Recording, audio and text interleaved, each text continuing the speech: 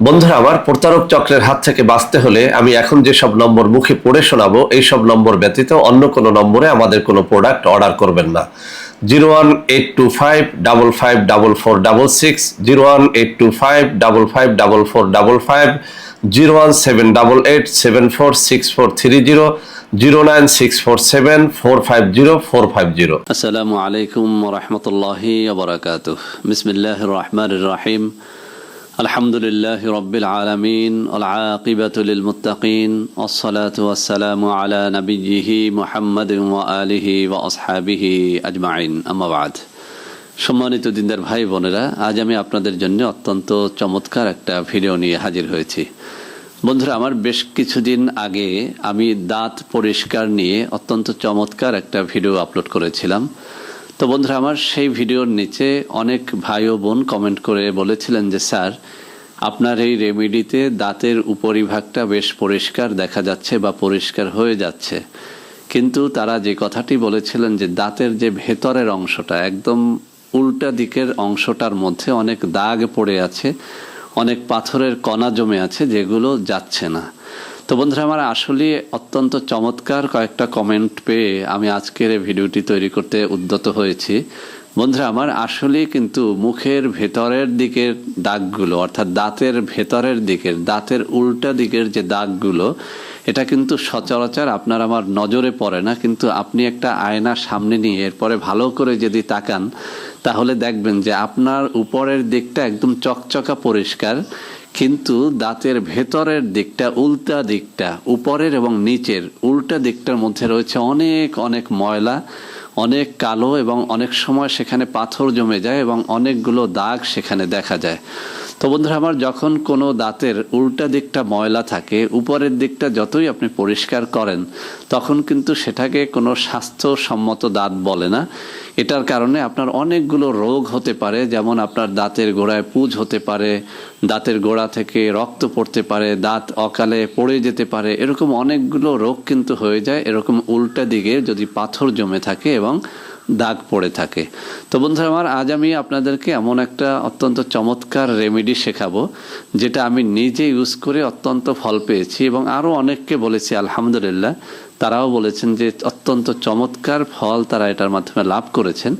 এই রেমেডিটার মূল কাজটাই হচ্ছে দাঁতের শুধু উপরের দিকটাই পরিষ্কার করবে না, দাঁতের একদম ভেতর থেকে পরিষ্কার করবে। অর্থাৎ ভেতরের দিকেও যদি কোনো আবর্জনা জমে থাকে, কোনো পাথর কণা জমে থাকে, কোনো দাগ পড়ে গিয়ে থাকে, সেটাকে একদম মোমের মতো গলিয়ে সেখান থেকে অপসারণ করা হচ্ছে এই রেমেডিটার কাজ। তো বন্ধুরা আমার, এটা কিন্তু খুব খুব জরুরি, কারণ আমরা সবসময় ব্রাশ করি উপরের দিকে, যে কারণে উপরের দিকের ময়লাগুলো চলে যায় এবং সেটা জমতে পারে না। কিন্তু ভেতরের দিকটায় আমাদের ব্রাশ করার পার্সেন্টেজটাও কম থাকে এবং আমরা অনেকে খেয়ালই করি না যে দাঁতের ভেতরের দিকে অনেক দাগ পড়ে গেছে।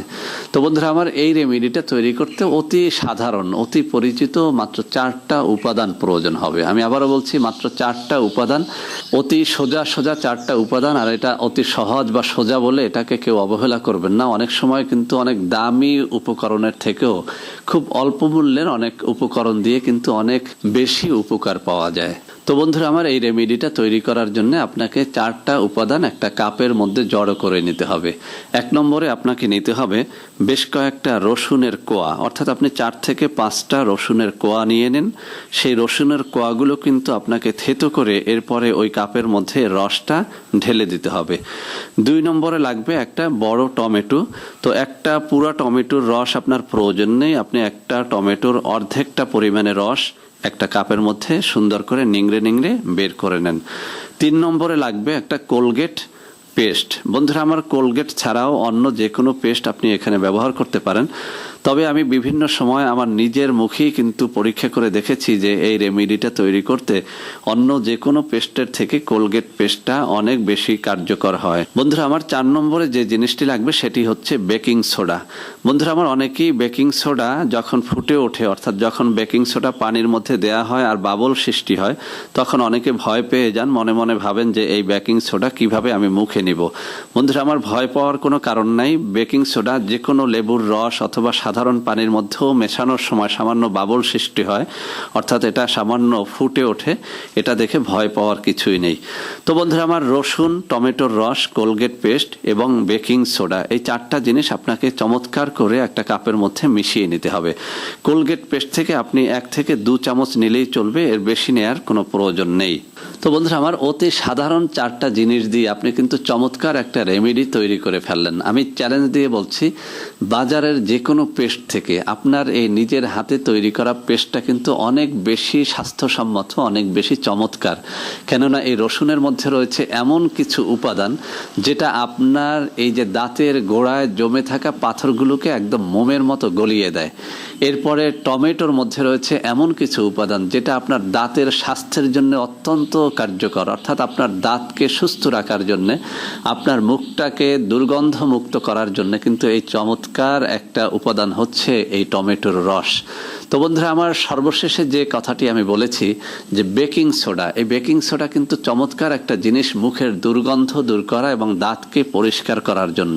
এই যে রেমেডিটা তৈরি করেছেন, একটা ব্রাশের মধ্যে ডুবিয়ে নেন, এরপরে হালকা করে আপনার দাঁতের ভেতরের দিকটা এবং বাহিরের দিকটা উভয় দিকটার মধ্যে আপনি হালকা করে 2-3 মিনিট ধরে ব্রাশ করতে থাকেন।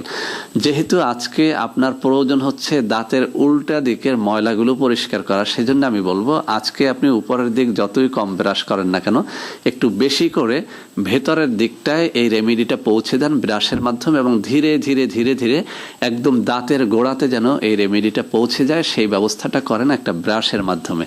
তো বন্ধুরা আমার আপনি একদিনেই হয়তো রেজাল্টটা পাবেন না, কিন্তু আপনি যদি পরপর 7 দিন এই কাজটি করতে পারেন, আপনি দেখবেন মাত্র 2 থেকে 3 দিনের মধ্যে আপনার দাঁতের ভেতরের পাথরগুলো অপসারিত হয়ে গেছে, গোড়ার ময়লাগুলো চলে গেছে, একদম উল্টো দিকের দাগগুলো কিন্তু চলে গেছে। তো বন্ধুরা আমার এটি কিন্তু অত্যন্ত চমৎকার এবং অত্যন্ত কার্যকরী একটা রেমেডি। আপনি যেদিন প্রথম ইউজ করবেন, আপনি কিন্তু সেদিনই যদি আয়নার মধ্যে দেখেন, আপনি লক্ষ্য করবেন যে আপনার দাঁতের উপরের দিকের হলদে ভাবটা কেটে গেছে এবং ভেতরের দিকের অনেকগুলো দাগ কিন্তু রিমুভ হয়ে গেছে। বন্ধুরা আমার এটা নিজের আবেগ থেকে বলছি না, নিজে ইউজ করে বলছি, এবং যারা এটি আমার কাছ থেকে শিখে ইউজ করেছে তারা কিন্তু এখন কন্টিনিউয়াসলি এটি ইউজ করতেছে। এটা যেভাবে তৈরি করা সোজা, আবার এটা ইউজ করাও কিন্তু অত্যন্ত সোজা। আর সোজা বলে এটাকে কেউ অবহেলা করবেন না, নিশ্চয়ই নিশ্চয়ই এর মাধ্যমে আপনারা ফল পেয়ে যাবেন। তো বন্ধুরা আমার আশা করি আজকের এই ভিডিওটি যে সমস্ত ভাই ও বোনের দাঁতের মধ্যে দাগ পড়ে গেছে, বিভিন্ন রকমের পাথর কণা জমে গেছে, দাঁতের গোড়া থেকে রক্ত পড়তেছে, পুঁজ পড়তেছে, বিশেষ করে যে সমস্ত ভাই ও বোনের মুখ থেকে দুর্গন্ধ আসতেছে, তাদেরকে বলবো এটার মাধ্যমে আপনি সপ্তাহে কম করে হলেও 2 থেকে 3 দিন আপনি এটা ইউজ করেন। ইনশাল্লাহ আপনার দাঁত নিরোগ হবে, মুখ থেকে দুর্গন্ধগুলো চলে যাবে এবং দাঁত একদম মুক্তোর দানার মতো ঝকঝকা পরিষ্কার হবে। সবশেষে একটা কথা বলি বন্ধুরা আমার, মুখ থেকে দুর্গন্ধ আসলে কিন্তু ফেরেশতাও ওই লোককে ভালোবাসে না। অনেক হাদিসের মধ্যে আছে মুখে দুর্গন্ধ নিয়ে ইবাদত বন্দেগী করলে ওই ইবাদত বন্দেগী কবুল হয় না, কেননা তার কাছে রহমতের ফেরেশতা পর্যন্ত আসে না। এই জন্য আল্লাহ রসুল সাল্লাল্লাহু আলাইহি ওয়াসাল্লাম একখানা হাদিসের মধ্যে বলেছেন যে জিবরিল আমিন আমাকে এত বেশি দাঁত মাজতে বলতেন, অর্থাৎ এত বেশি মেসওয়াক করতে বলতেন যে আমার ভয় হতো যে আমার উম্মতের জন্য এই মেসওয়াক করাটা সম্ভবত ফরজ করে দেওয়া হবে। সুবহানাল্লাহি ওয়া বিহামদিহি সুবহানাল্লাহিল আযীম। এজন্য আল্লাহ রাসূল সাল্লাল্লাহু আলাইহি ওয়াসাল্লাম সদা সর্বদা দাঁত মাজতেন, যে কোনো ভালো কাজের পূর্বে দাঁত মাজতেন। সাহাবায়ে কেরামের এটা কিন্তু অত্যন্ত একটা সুন্দর অভ্যাস ছিল। আউলিয়া কেরামের মধ্যেও ঘন ঘন মেসওয়াক করার অভ্যাসটা ছিল। কিন্তু আজকে আমরা মুসলিম পরিচয় দেই, কিন্তু আমাদের মুখগুলো থেকে এমন দুর্গন্ধ আসে যে নামাজ কবুল হবে কি, রোজা কবুল হবে কি, রহমতের ফেরেশতাই আপনার কাছে আমার কাছে ঘেঁষতে পারে না। তো বন্ধুরা আমার আশা করি সবাই দাঁতের প্রতি যত্নবান হবেন। বন্ধুরা আমার ভিডিওটি থেকে উপকৃত হলে অবশ্যই আমাকে দোয়া করবেন। ভিডিওটি ভালো লাগলে লাইক করবেন, কমেন্ট করবেন, শেয়ার করবেন, আমাদের চ্যানেলটিকে ভালোবেসে সাবস্ক্রাইব করবেন। আল্লাহ হাফেজ। আসসালামু আলাইকুম ওয়া রাহমাতুল্লাহি ওয়া বারাকাতুহু।